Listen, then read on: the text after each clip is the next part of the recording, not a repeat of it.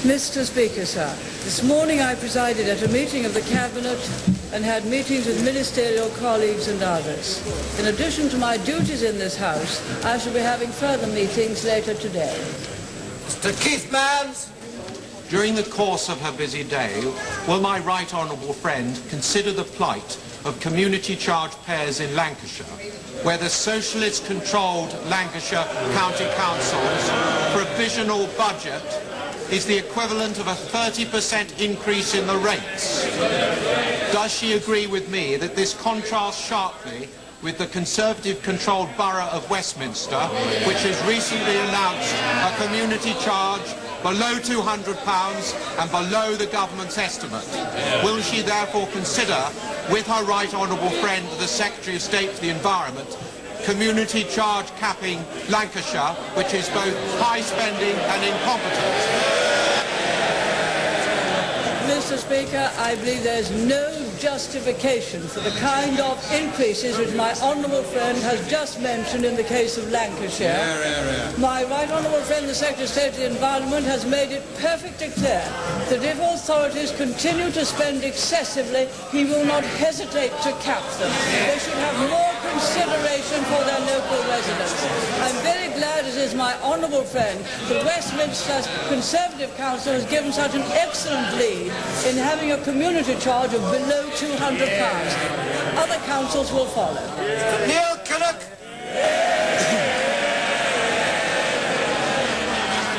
Mr. Speaker, on the subject of capping, could the Prime Minister tell us what thought she's given to imposing a cap on mortgage rates?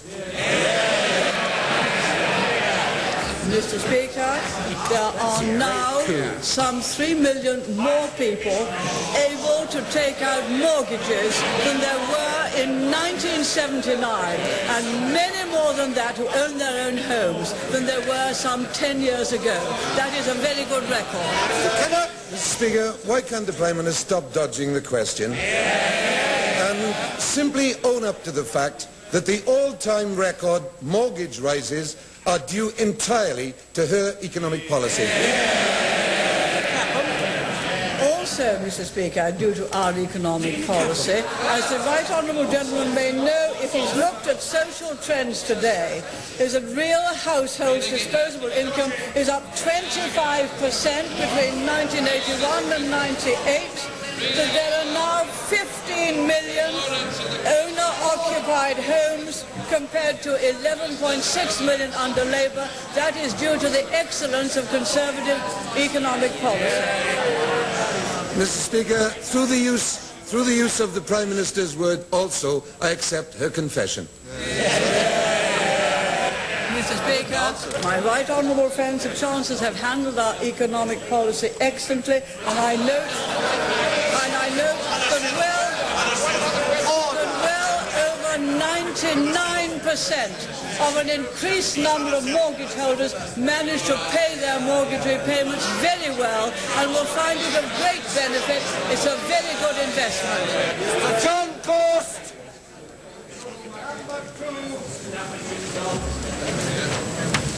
I defer my honourable friend for the reply that I gave some moments ago. Gorst. Could the Prime Minister say whether, in the light of the question put to her by the Leader of the Opposition, it was due to her economic policies that the level of manufacturing in this country has for the second successive year gone up?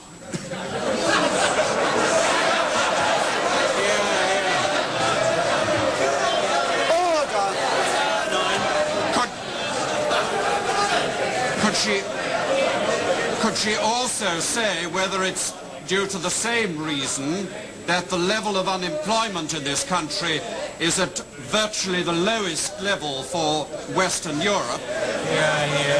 And finally, could she say whether eventually this will make some contribution towards bringing the level of interest rates down?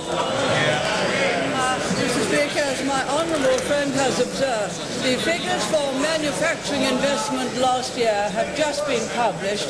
Manufacturing investment in the year 1988 was an all-time record. The figures for last year have raised that record to a new high level. which is 2 years of excellent manufacturing investment. With regard also to the employment figures published today, we have a record number of jobs in this country, more than ever before. Unemployment seasonally adjusted has fallen. That is very, very good news. With regard to inflation, as my honourable friend knows, we will always take whatever measures it is necessary to take to keep bearing down on inflation. Gavin Strang! But will the Prime Minister take time this afternoon to consider the plight of the hundreds of thousands of council tenants who've been encouraged by this government to buy their council house? Is it not time the government reconsidered its policy of cutting support for council housing in order to bring pressure on council tenants to buy their houses by forcing up council rents?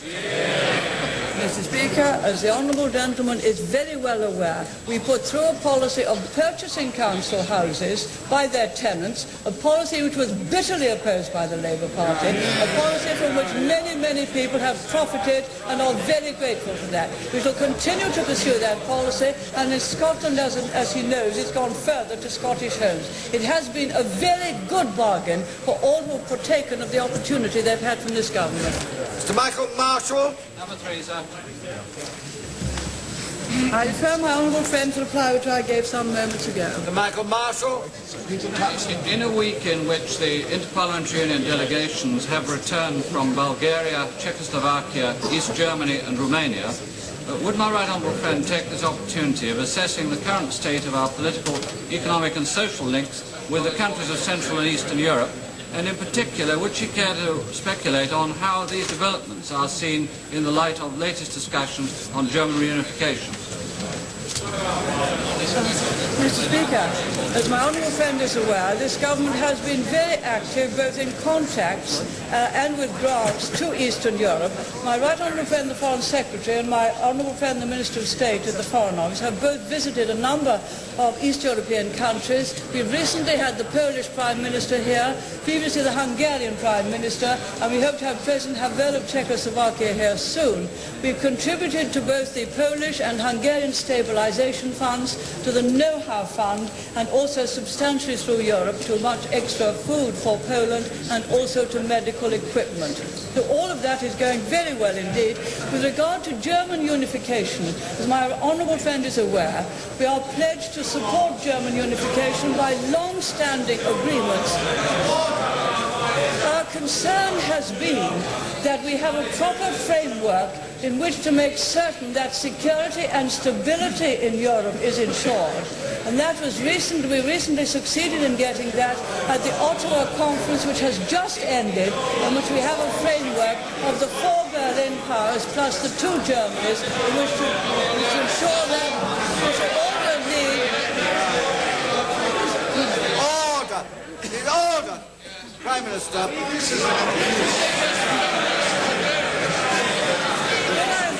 Questions, I expect to answer them. We shall also need... Order! Well, order! These are very important matters. We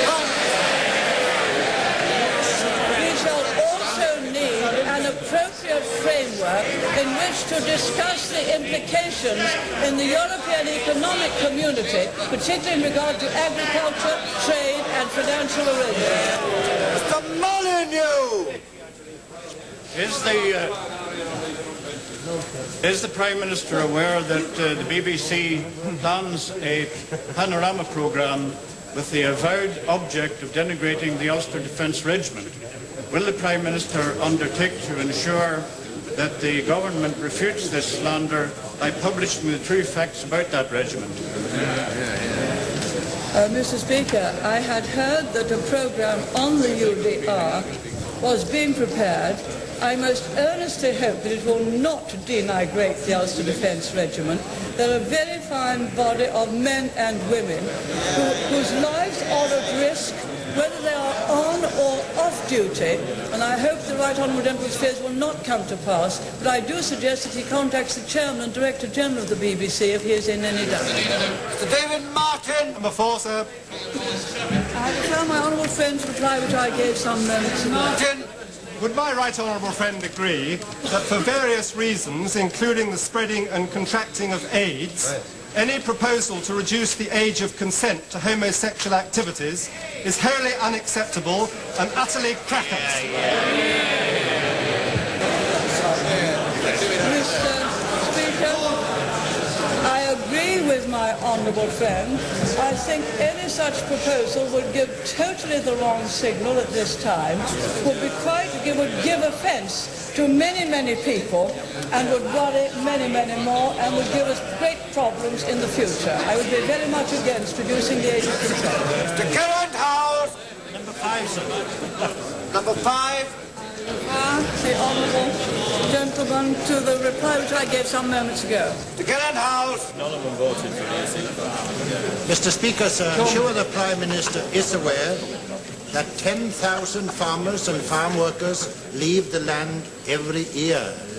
She don't care. Will she tell the consumers of this country who is going to produce the food requirements needed by the turn of the century, and what is she going to do about this very serious situation? Mr. Speaker, but as the honourable gentleman is aware, we are not short of food in the European community, and we're not short of food either from America or from a number of other places. Indeed, one of our problems has been a surplus of food, hence we've had to have the quotas for milk and so on. If there's any prospect of the Eastern Germany coming into the community, or certainly being reunified with Germany, that also will be a great producing area, and so will add to supplies and not diminish them. Also, many of the Eastern European countries are only too anxious to send their supplies to us, which can cause problems to us. So I don't think the particular problem which the honourable gentleman outlines will arise by the turn of the century. Mr. Tom Clark. Number 6, Mr. Speaker. The honourable gentleman will reply which I gave some moments ago. Mr. Clark. Doesn't the Prime Minister agree with Norman Shrapnel that too much silence is much more ominous than too much noise in a parliamentary democracy? Why then does she fear an inquiry into the Colin Wallace affair?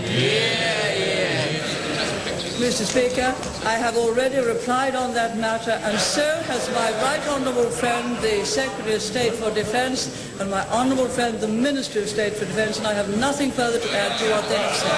Mr. Dudley Fishburne. Number 8. I refer my honourable friend's reply which I gave some moments ago. Mr. Fishburne. Uncertainty that has hung over the future of the English National Opera and the English National Ballet, of which I am a governor, has passed. Will my right honourable friend please send her best wishes to both those two national companies for continued artistic excellence, supported by generous government grants, good management, and a high level of private sponsorship. Mr. Speaker, I gladly join my honourable friend in sending my best wishes to those two most excellent organisations, the English National Opera and the English National Ballet. I'm delighted they're out of financial difficulty. I think in the arts in this country now, Mr. Speaker, we have excellent private sponsorship due to the prosperity and generosity of industry, and a high level of government support for the arts, and indeed in the coming years we shall put it up by some 22% to ensure that that high level is maintained and that London remains the most distinguished centre in the world. Alan Williams. Number 8, sir. I defer the honourable gentleman to reply which I gave some moments ago. Williams. Now that the government has agreed to pay 100% compensation for the victims of mad cow disease, would the Prime Minister agree to introduce a similar scheme of compensation for the millions of victims of her poll tax? Mr. Speaker, if I might answer the serious part of the honourable gentleman's question, my right honourable friend, the Minister of Agriculture, announced the 100% compensation for the mad cow disease. We are expecting an increasing amount because of the long incubation period, and he thought that under those circumstances it was well to go from the 50% to 100%. With regard to community charge, it is the best way and fairest way of paying tax on local authorities. Party, far better than the alternative honourable members opted, the roof tax, which is quite ridiculous.